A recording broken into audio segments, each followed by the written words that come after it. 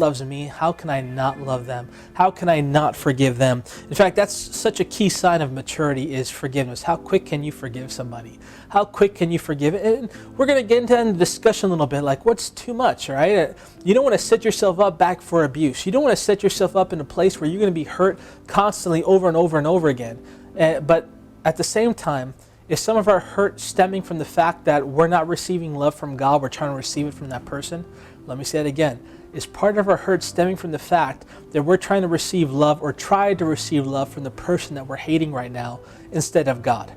Or perhaps we're the person we're hating right now. We hate ourselves, can't stand what we do. I understand that feeling. However, God loves you, and we need to stand and abide in His presence, abide in His love, and begin receiving His love. You know, John 15:9 says this, "As the Father loved me, I also have loved you." This is Jesus speaking. He says, abide in my love. That means dwell. We need to find a dwelling place in God's love. That means we don't find a dwelling place in thinking about hatred. Let me say it again. We do not find a dwelling place in thinking about hatred. So that means that how many times are you thinking about that other person?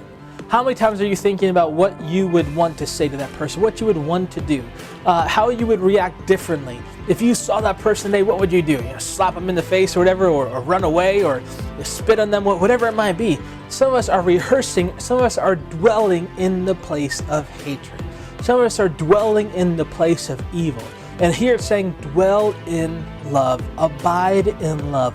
What would love look like in that situation that you keep rehearsing in your mind over and over again?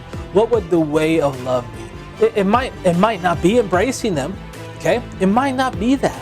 It might be just walking away. It might be at that point in time for you, it's just walking away or stepping away or not saying much.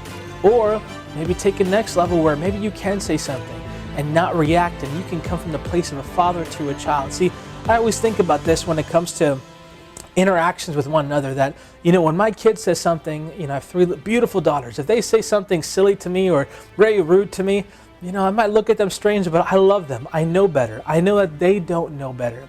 Can you look at the person that you hate and realize they don't know better? Like Jesus on the cross. Remember that? Forgive them, Lord, for they know not what they do.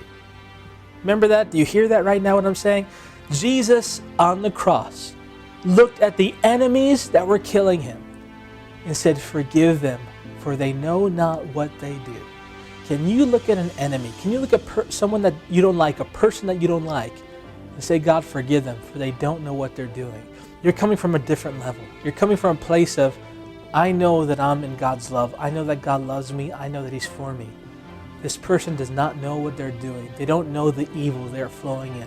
They don't understand the lies that they are professing and moving forward. And they don't understand, they don't see it. They're blinded by this world. But church, we need to be blinded by God's light. And to where we see is that we see love, we see light, we believe all things, we hope all things, even for that person, and realize they don't know better. But in order to have that understanding, you must know better. In order to have that understanding where they don't know better, you have to know better.